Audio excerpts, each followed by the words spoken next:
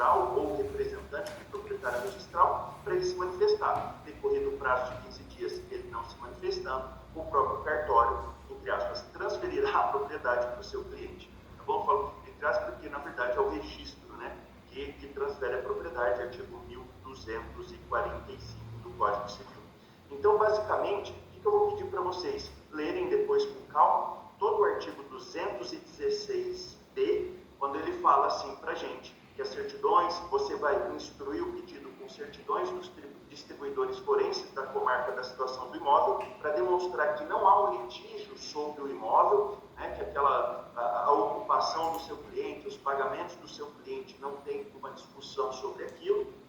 O mandato procuratório que você tem que ter sempre, né, na uso campeão extrajudicial é a mesma coisa, tem que ter poderes especiais para você representar o seu cliente diretamente nos cartórios. Então, cartório de notas para lavrar a ata notarial, para constar ali a identificação do imóvel, qualificação do promitente comprador, seus sucessores, o contrato de compra e venda, a prova de pagamento e a caracterização do inadimplemento da obrigação que o vendedor está se negando aí a transferir essa propriedade. Basicamente, então, a adjudicação compulsória é uma vitória da advocacia, como vocês dizem, do futuro / presente. Eu tenho o costume de dizer, queridas professores, e aqui estão aqui comigo, se meu tempo estiver acabando, vocês me falam. Se quiser abrir para perguntas, também estou totalmente à disposição. Se tiver um tempinho, eu respondo todas as perguntas que surgirem, dúvidas aí. E aí, caminhando aqui para o fim, quando vocês dizem assim, a advocacia do futuro é do presente mesmo. E eu digo mais, o nosso futuro tem o poder de mudar o nosso passado. Como assim, professor? Exatamente.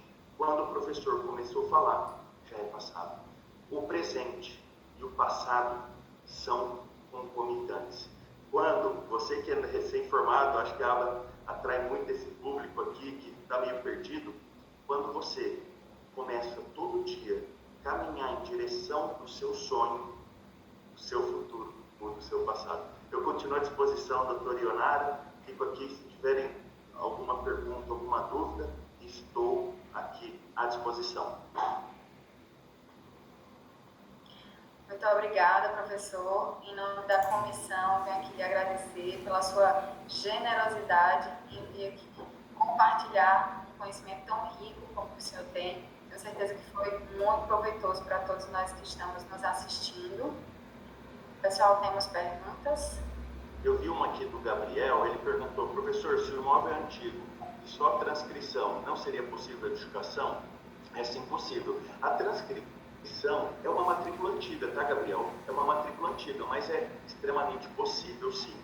O grande problema da transcrição é que às vezes ela é muito ruim e eu não consiga abrir uma matrícula a partir dela, porque é feito o primeiro registro sobre a transcrição, automaticamente o cartório deve abrir a matrícula. Mas, via de regra, a transcrição não impede a edificação compulsória. Foi uma excelente pergunta, doutora Ionara. Nada, professor. Mais alguma pergunta? Eu vi uma da Débora aqui, o que fazer se o imóvel não tiver a matrícula individualizada? Aí, usa o capião. Usa o capião. Vai ter que criar a matrícula com o nome do cliente. Isso mesmo. Eu continuo à disposição de vocês. De novo, muito obrigado pelo convite, foi uma honra para mim, viu? Muito obrigada, então, professor. Acho que não temos mais perguntas aqui. Muito obrigada pela sua generosidade, pela sua disposição. Como disse Vanessa aí no início na abertura do nosso evento, o senhor nunca nega um pedido da comissão. Então, só lhe agradecer pela disposição em compartilhar o conhecimento. Muito obrigado, é minha função como professor. Estou sempre à disposição de vocês, aprendo muito com vocês. Parabéns pelo excelente trabalho. Fiquem com Deus, tá? Um grande abraço. Com licença. Pessoal, e a nossa segunda palestra, dando continuidade aqui ao evento, a nossa segunda palestra tem o tema Os impactos na incorporação imobiliária após a Lei 14.382. Essa palestra vai ser ministrada por ele, que é uma grande referência para nós, todos nós que atuamos no mercado imobiliário, né? Ele que é meu professor e que eu tenho certeza que vocês aprenderão sobre incorporação imobiliária da forma mais leve e didática didática possível, professor Marcos Rezende, mestre em Direito Empresarial pela Faculdade Milton Campos, pós-graduado em Direito Notarial e Registral e bacharel em Direito. Atuou por 15 anos como substituto do cartório do 4º Ofício de Registro de Imóveis de Belo Horizonte e há 6 anos atua na advocacia imobiliária consultiva e extrajudicial. Professor Marcos, seja muito bem-vindo. Eu sei que o tempo de 20 minutos aí para a sua explanação vai ser um desafio para o senhor, não é mesmo? Mas eu desejo uma ótima palestra. Tenho certeza que é uma oportunidade única para os que estão nos assistindo e ouvir falar e poder aprender com você. Pessoal, bom dia. Primeiro, queria agradecer a doutora Leonara, agradecer aí o convite da Comissão Nacional de Direito Notarial e Registral e da Associação Brasileira de Advogados para participar desse workshop da Advocacia do Futuro. É um imenso prazer estar aqui falando sobre esse tema, um tema que eu dediquei praticamente toda a minha vida profissional a isso. Trabalho com incorporação aí há quase 25 anos. E já trabalhei em todos os polos da incorporação imobiliária, 15 anos como registrador, como advogado, como professor e também como empreendedor. Eu pratiquei tanto a incorporação, estudei tanto a incorporação que os meus investimentos pessoais, meu patrimônio, eu descarreguei no mercado imobiliário, graças a Deus tive um sucesso e participando ativamente, investindo ativamente aí em imóveis. A nossa lei 4591 de 64, é uma lei que tem aí uma idade já bem avançada e ela já precisava de uma reforma bastante significativa para adequação dessa norma a outras normas. A lei de 64 é anterior à Constituição de 88, é anterior à norma de 1514, que instituiu a alienação fiduciária de bem imóvel, é anterior ao Código Civil de 2002, ela é anterior à lei de 6.015, a lei de registros públicos. Então, essa lei 4591 estava com a sua redação praticamente inalterada desde 64, ela pedia uma atualização frente ao direito atual, às normas atuais e frente às práticas comerciais, a evolução do Instituto no Brasil. Tivemos uma grande alteração em 2004, que foi a introdução ali do patrimônio de afetação, mas agora, com a 14382, que veio uma releitura efetiva de alguns institutos. E, como toda novidade, a 14382 introduziu alterações na 4591, que eu vou dividir em 3 pontos, alterações positivas, alterações que de fato representam uma evolução na norma, nos procedimentos, no direito ali, relativo às incorporações imobiliárias.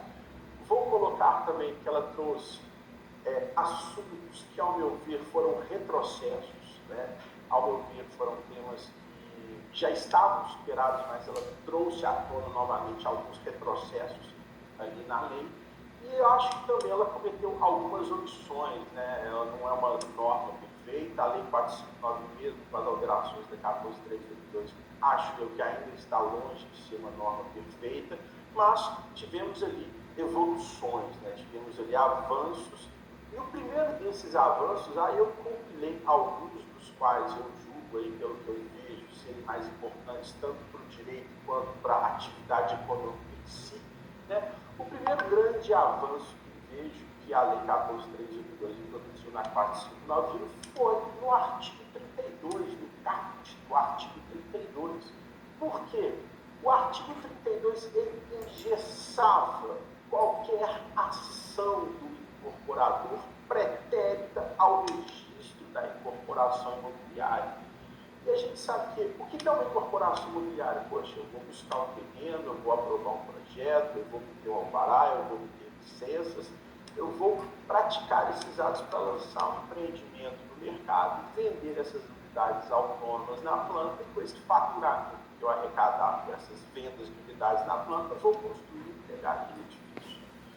Só que a lei tornava isso muito engessado, porque eu só posso praticar atos, só podia praticar atos relativos a isso tudo que eu estou fazendo depois que a incorporação imobiliária estivesse registrada no cartório de registro de imóveis. E para chegar nesse ponto em que eu saio do cartório de registro de imóveis com né, com o registro da incorporação efetivada, muitos custos, muitos atos pretéritos têm que ser praticados aí pelo incorporador.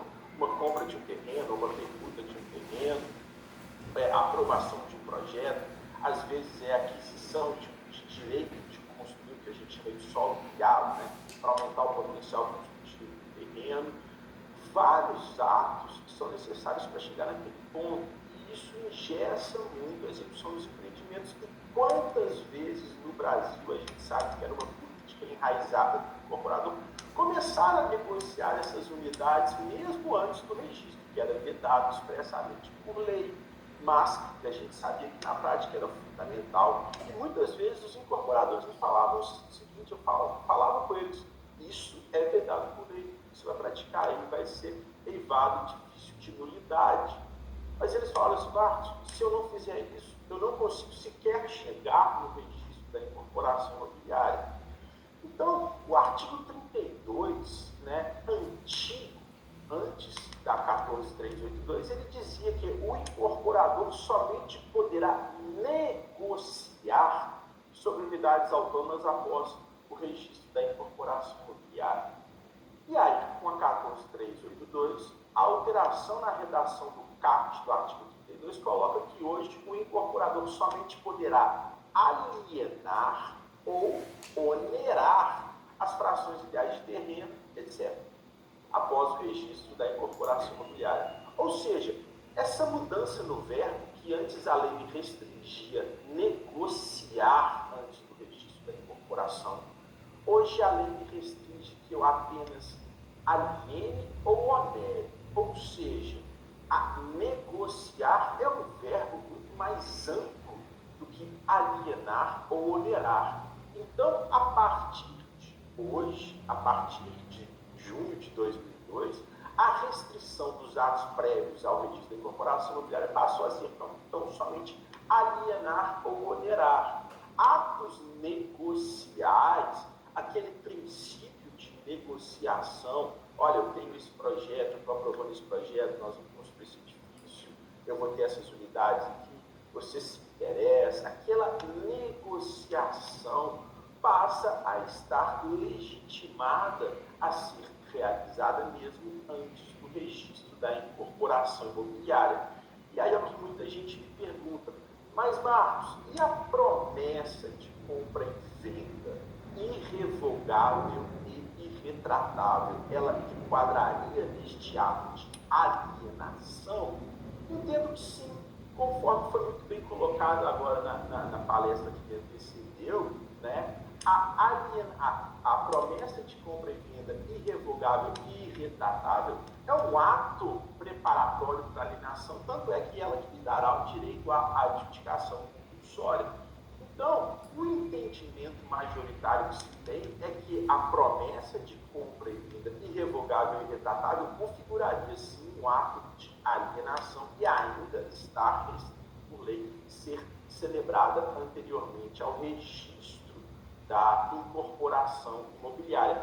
Porém, e se essa promessa for revogável e retratável e passa a adotar aquela forma de reserva de unidade, né? Conheço aí vários e vários incorporadores que adotam essa sistemática de, olha, até a incorporação imobiliária está registrada, eu vou fazer um termo de reserva dessa unidade para a pessoa A, pessoa B, pessoa C, e nesse termo ela me dá um pagamento prévio de R$1.000, R$5.000, e ela pode desistir, eu restituirei esse valor prévio, e eu também posso desistir e restituirei da mesma forma esse valor, mas algo apenas para dar àquela pessoa a segurança de que quando a incorporação for registrada, ela já possui aquela unidade reservada e para o incorporador aquela tranquilidade de que, olha, já tenho um número X de unidades reservadas, então estou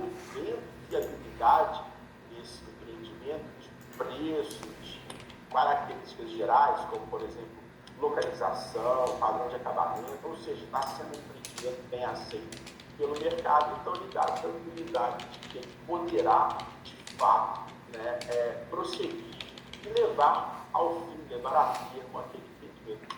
Então, esta alteração, que foi muito sutil, mas gera um impacto muito grande no incorporador quando dá para ele aí segurança para poder trabalhar, para poder operar.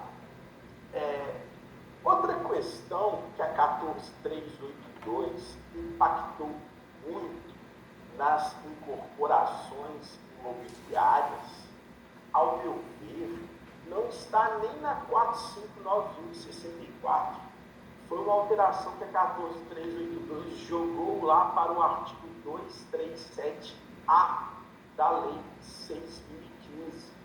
E esta alteração se refere à cobrança de emolumentos no cartório de registro de imóveis. Tema esse, gente, extremamente polêmico, tá? Extremamente polêmico.